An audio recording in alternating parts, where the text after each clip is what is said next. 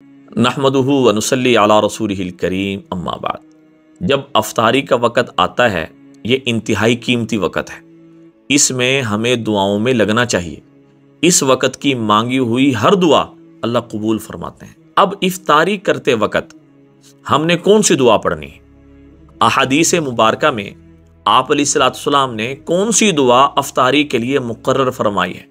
तो बड़ी अहम दुआ है जिसको अक्सर लोग गलत पढ़ते हैं, इजाफे के साथ पढ़ते हैं।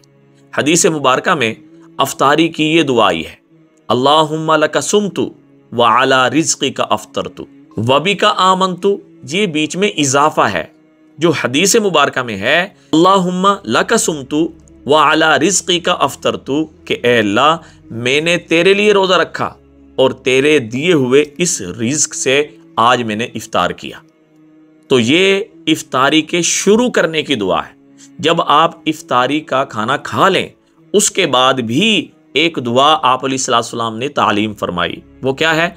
ज़हबल ज़माउ, प्यास बुझ गई, वबतल्लतिल उरूक़ु, ए अल्लाह मेरी जो रगें हैं वो तर हो गई, वसबतल अज्रु इंशाअल्लाहु ताला, और अजर है वो मुझे मिल गया अगर मेरे अल्लाह ने चाहा।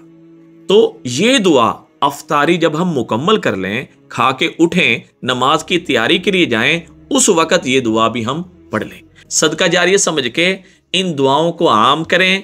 अल्लाह से दुआ है अल्लाह ताला हमें रमज़ानुल मुबारक का हक अदा करने की भी तौफीक नसीब फरमाए, और अफ्तारी के वक़्त लाजमी तौर पे दुआ के लिए वक़्त को मुकर्रर करें कि हमने उसमें अल्लाह से ये काम अपने हल करवाने हैं। सदका जारी समझ के शेयर करें। अस्सलामु अलैकुम व रहमतुल्लाहि व बरकातहू।